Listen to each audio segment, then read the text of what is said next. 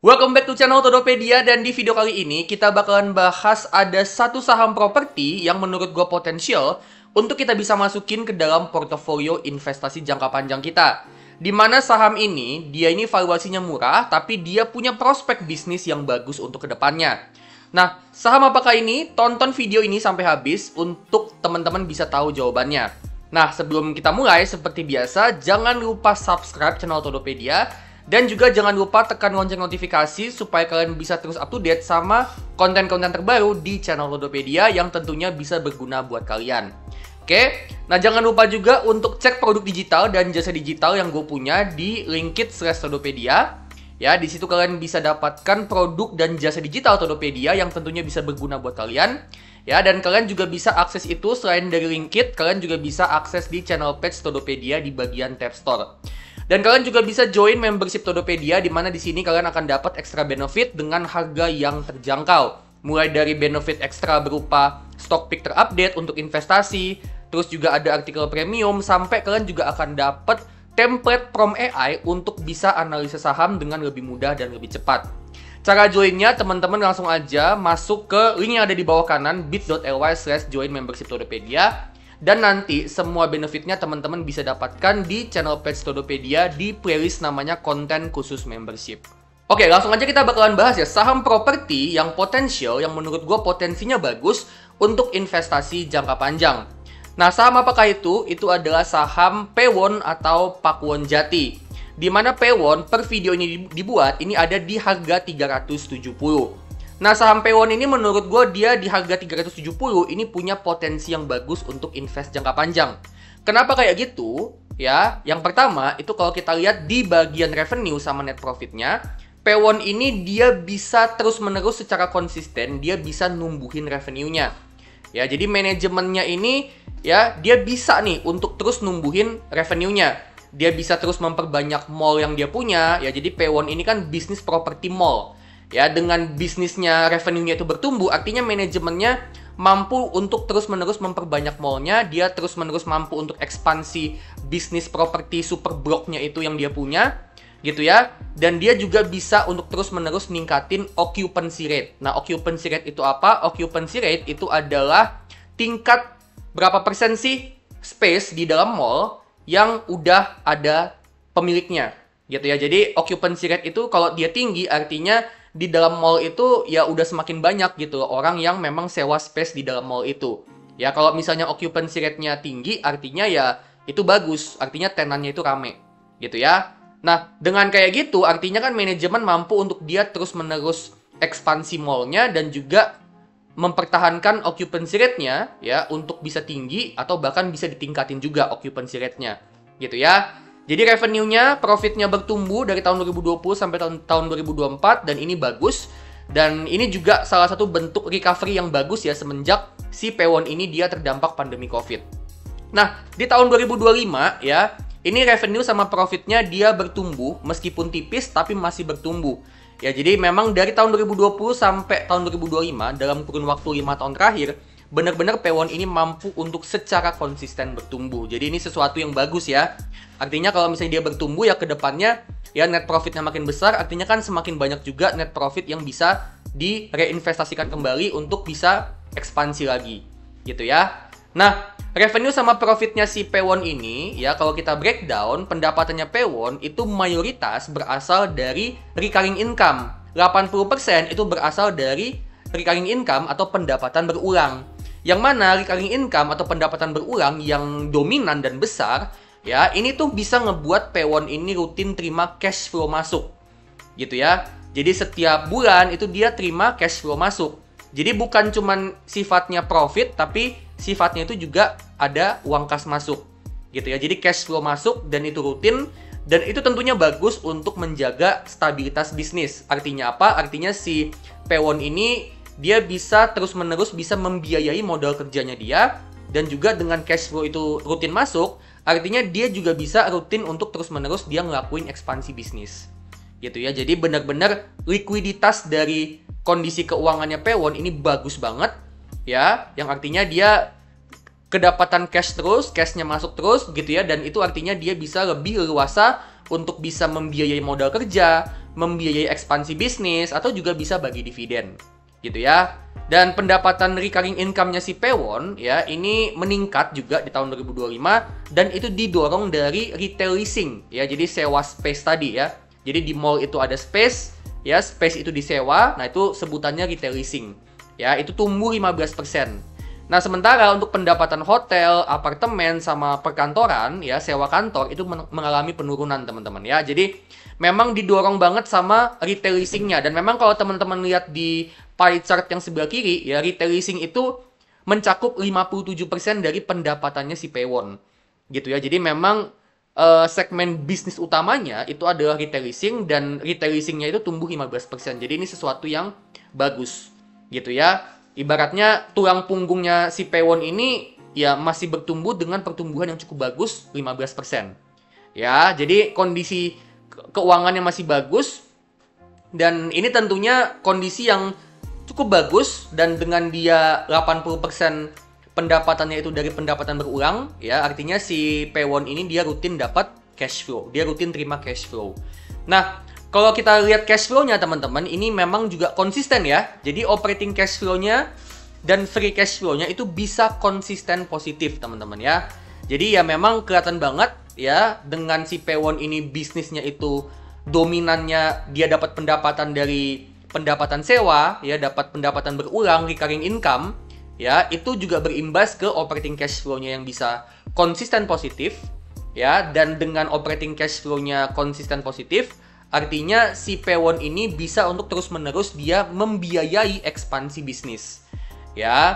Dan untuk free cash flow-nya ternyata juga positif juga. Jadi bukan cuma dia lebih leluasa untuk bisa ekspansi bisnis, tapi dengan free cash flow-nya itu positif, arus kas bebasnya positif, artinya si Paewon ini ke depannya dia bisa untuk terus-menerus memberikan keuntungan untuk investornya, baik dalam bentuk dividen, atau dalam bentuk bayar utang, atau mungkin kalau ke depannya Paewon ini dia mempertimbangkan untuk buyback, itu juga bisa. Gitu ya, jadi ini bagus banget, kondisi cash flow-nya bagus, operating cash flow-nya positif, free cash flow-nya positif, ya, jadi kita bisa tarik kesimpulan bahwa Paewon ini adalah bisnis yang benar-benar bisa rutin hasilin cash flow yang gede. Dan ini tentunya bagus untuk masa depan dari bisnisnya si Paewon. Dia bisa terus-menerus ekspansi, plus dia juga bisa terus-menerus memberikan keuntungan ke investornya lewat dividen, bayar utang, ya, atau kedepannya bisa juga dalam bentuk buyback. Yang gue tahu, Paewon ini belum ngelakuin buyback, tapi tidak menutup kemungkinan kedepannya dengan free cash flow-nya gede, ya, dia bisa juga untuk ngelakuin buyback untuk kedepannya. Nah, kalau kita lihat dari segi balance sheet-nya, ya, Paewon ini dari segi balance sheet, teman-teman perhatiin di bagian kas setara kasnya itu 7 triliun, teman-teman. Ya. Jadi, saldo kas yang dia pegang di rekening banknya itu sebesar 7 triliun. Itu kasnya doang, teman-teman ya. Itu kasnya doang. Nah, kalau kita lihat aset lancarnya itu totalnya sebesar 12,8 triliun.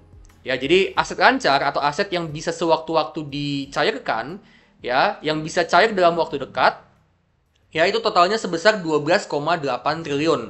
Nah, kalau kita bandingin aset lancarnya, kita bandingin dengan liabilities-nya yang sebesar 9,8 triliun, artinya aset lancarnya itu udah bisa ngelunasin semua utangnya.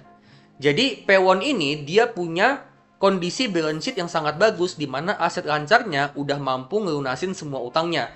Dan dengan kayak gitu, si Paewon ini dia bisa semakin leluasa ke depannya untuk dia terus-menerus ngembangin bisnis. Bisa untuk terus-menerus dia ngebangun proyek mall, gitu ya. Apalagi didukung juga dengan kasnya yang sebesar 7 triliun.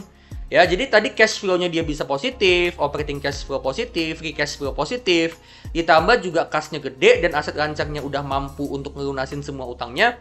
Itu memberikan Paewon ini keleluasaan untuk kedepannya dia bisa terus-menerus ekspansi bisnis, bisa terus-menerus ngebangun mall baru, ngebangun super blok baru, gitu ya. Plus dia juga bisa kedepannya terus-menerus kasih keuntungan buat investornya. Seperti yang tadi gue bilang, dalam bentuk dividen, dalam bentuk bayar utang, dalam bentuk yang mungkin bisa aja buyback, ya. Atau misalnya Paewon ini mau akuisisi perusahaan, itu juga bisa.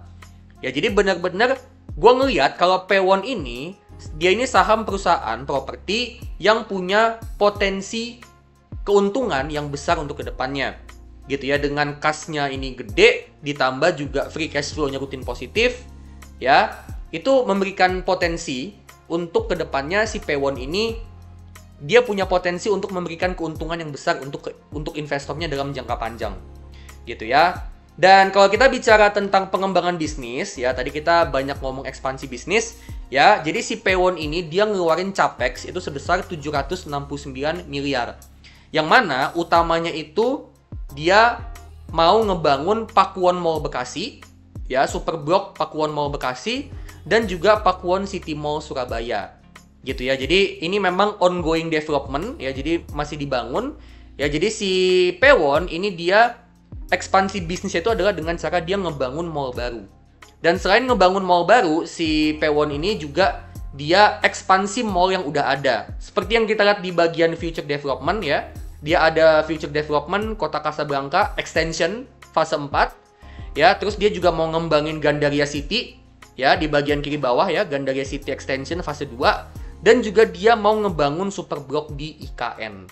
Gitu ya. Jadi si Paywon ini dia rutin ekspansi bisnis dengan cara dia ngebangun mall, ya, dia bangun proyek mall, dan juga dia ekspansi mall yang udah ada. Ya, jadi memang dia ini tipe perusahaan yang rutin banget untuk terus-menerus ekspansi bisnis, dan dengan mallnya diekspansiin, artinya ya kedepannya itu bisa memberikan potensi recurring income yang lebih gede untuk Paywon. Gitu ya, jadi memang Paywon ini dia terus-menerus ekspansi terutama untuk bisnis yang bisa menghasilkan recurring income atau pendapatan berulangnya. Jadi ini bagus banget menurut gua untuk jangka panjang, ya, dengan mallnya semakin banyak, potensi recurring income-nya juga semakin banyak, itu tentunya bisa jadi potensi compounding yang cukup bagus untuk bisnisnya si Paywon ini untuk kedepannya dalam jangka panjang. Gitu ya. Dan kalau kita bicara tentang valuasi, ya valuasinya juga cukup murah teman-teman ya, dimana price to earnings-nya ada di 8,3 kali, ya, price to book value-nya ada di 0,82 kali. Ya, jadi secara valuasi si Paywon ini juga dalam valuasi yang murah. Ya, PBV-nya di bawah 1, PER-nya juga masih di 8 kali. Yang mana menurut gue ya, untuk bisnis yang masih terus-menerus ekspansi, yang masih terus-menerus dia bisa hasilin cash flow rutin, plus ekspansi bisnis, menurut gue, PER 8 kali itu menurut gue termasuk murah ya. Karena kan dengan dia terus-menerus ekspansi, dia terus-menerus bisa menjaga cash flow-nya bisa stabil, balance sheet-nya juga masih bagus, gitu ya, kas-nya gede, dan tentunya mendukung untuk ekspansi. Tentunya PER 8,3 kali dan PBV 0,8 kali, ini menurut gue murah karena ya gue ngelihat dia valuasinya murah, tapi si Paywon ini punya potensi pertumbuhan jangka panjang yang cukup bagus.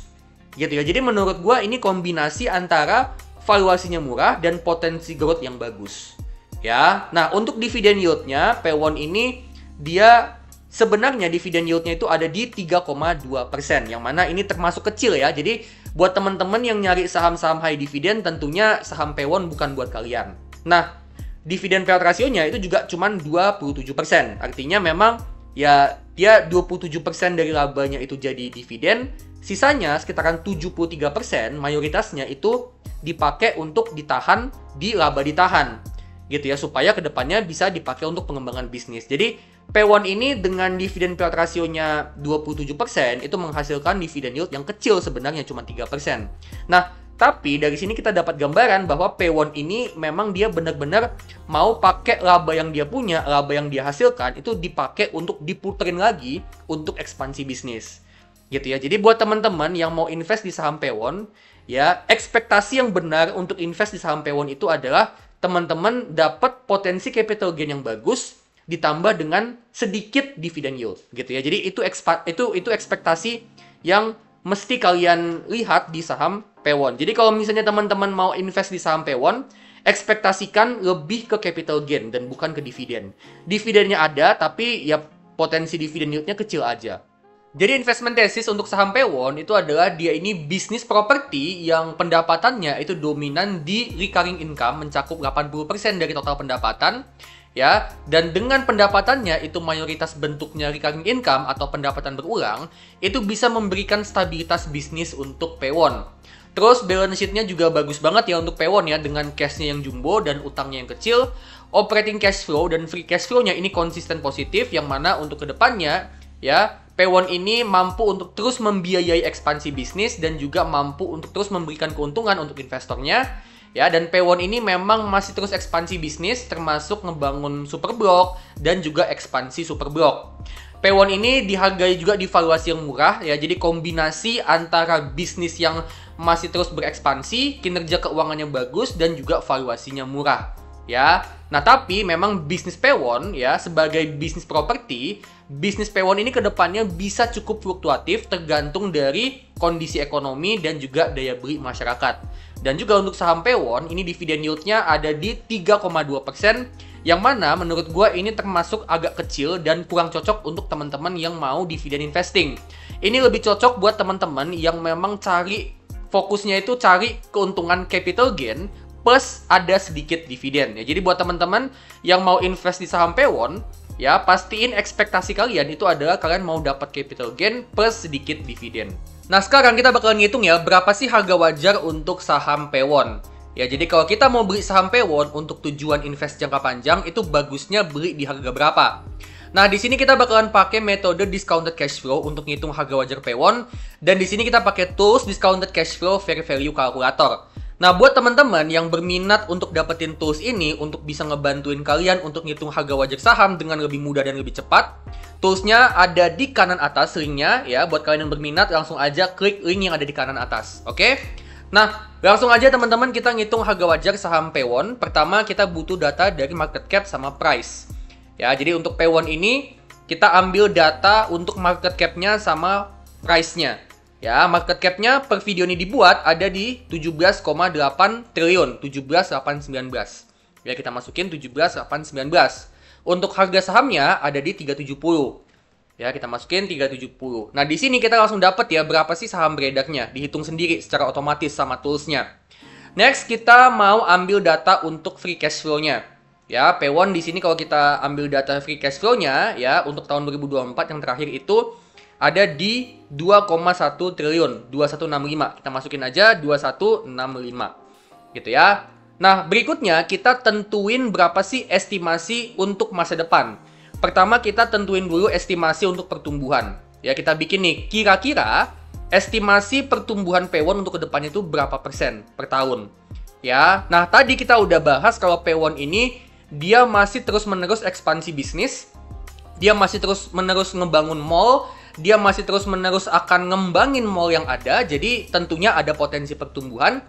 Tapi kali ini kita bakalan pakai estimasi pertumbuhan yang konservatif aja. Kenapa konservatif? Ya karena Pewon ini sebagai bisnis properti tentu pertumbuhan dari pendapatan sama labanya sama cash flow-nya itu juga masih bisa naik turun tergantung dari kondisi ekonomi.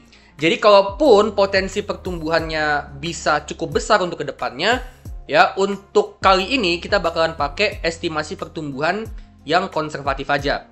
Katakanlah untuk saham Pewon, ya, dengan dia masih bisa ada potensi pertumbuhan seiring dengan mallnya masih dikembangin, bisnisnya masih terus ekspansi, gitu ya. Kita kali ini pakai estimasi pertumbuhan sekitaran 5% aja per tahunnya untuk beberapa tahun ke depan. Ya, 5% ini menurut gua estimasi yang cukup konservatif. Menurut gue masih bisa lebih sebenarnya potensi pertumbuhannya si Pewon. Tapi jaga-jaga aja kalau misalnya memang pertumbuhannya itu naik turun tergantung kondisi ekonomi. Seenggaknya kita udah sekonservatif mungkin gitu ya. Next, untuk estimasi dari final year price to free cash flow. Ya, biasanya di sini gue pakai rata-rata dari pernya suatu emiten ya dari beberapa tahun terakhir. Jadi gue pakai rata-rata per. Nah, si Pewon ini rata-rata pernya dari beberapa tahun terakhir itu ada di kisaran 14 kali. Nah, tapi kali ini kita juga mau lebih konservatif, katakanlah pernya itu ya menurun gitu ya. Di sini kita pakai estimasi ya sekitaran maybe 10 sampai 12 kali ya. Jadi kita asumsikan agak-agak menurun gitu ya. Katakanlah 10 kali aja. Gitu ya, estimasinya di kisaran 10 kali. Valuasinya untuk di tahun terakhir nanti ketika kita mau jual sahamnya Pewon. Nah, terakhir kita mau return investasi yang kita mau itu kita set juga. Ya, sorry. Kita set return investasi yang kita mau, dan untuk saham Pewon sebagai saham properti yang bisnisnya itu tentunya bisa naik turun tergantung dari kondisi ekonomi, ya. Menurut gue dengan kayak gitu, artinya investasi di saham pewon itu memberikan resiko yang lumayan besar. Nah, karena potensi resikonya lumayan besar, kita juga mau return yang besar juga dari saham pewon. Dan untuk return yang kita mau dari saham pewon, ya, itu kita mau return sekitaran maybe di kisaran 17% per tahun. Ya, 17% per tahun itu return tahunan yang menurut gue cukup tinggi untuk saham. Gitu ya. Nah, di sini kita dapat ya, harga wajar pewon untuk investasi 10 tahun itu ada di 412. Yaitu harga wajarnya saham pewon. Yang mana di harga sekarang di 370 ini saham pewon masih tergolong under value. Ya, dan di sini kalau kita lihat di bagian bawahnya, margin of safety 10% itu ada di 371. Jadi bisa dibilang di harga 370 ini margin of safety-nya pas 10%, alias saham pewon sekarang itu lagi terdiskon 10% dari harga wajarnya. Gitu ya. Jadi dari sini kita dapat bahwa saham pewon ini saham perusahaan yang kinerja bisnisnya bagus. Ya, dia rutin hasilin cash flow. Ya, cash flow-nya itu bisa konsisten positif terus. Balance sheet-nya juga bagus. Dia masih ekspansi bisnis dan di harga sekarang ini sahamnya masih under value. Gitu ya. Jadi itu alasan kenapa gua anggap saham pewon ini punya potensi yang bagus untuk invest jangka panjang. Kinerja bisnisnya bagus, cash flow-nya bisa konsisten positif, dan harga sahamnya lagi di bawah harga wajarnya. Dan itu tentunya memberikan potensi jangka panjang yang cukup bagus untuk kita para investor jangka panjang. Oke, jadi itu dia ya, saham properti yang potensial untuk invest jangka panjang. Nah, menurut kalian gimana nih untuk saham ini? Bagus nggak sih? Prospeknya oke nggak sih untuk jangka panjang, untuk kedepannya? Kalau misalnya kalian punya pandangan lain tentang saham ini, boleh banget share di kolom komentar. Siapa tahu bisa jadi insight buat gua dan juga buat penonton yang lain. Nah, kalau teman-teman suka sama video ini, jangan lupa klik like, bagiin video ini ke teman-teman kalian, dan jangan lupa untuk kasih super thanks supaya gue makin semangat untuk kedepannya bikin konten-konten yang terbaik buat kalian. Disclaimer ya, ini bukan ajakan untuk jual beli saham, jadi keputusan investasi itu 100% ada di tangan kalian masing-masing, dan tetap do your own research. Oke, kalau gitu gue pamit dulu dan sampai ketemu di video selanjutnya.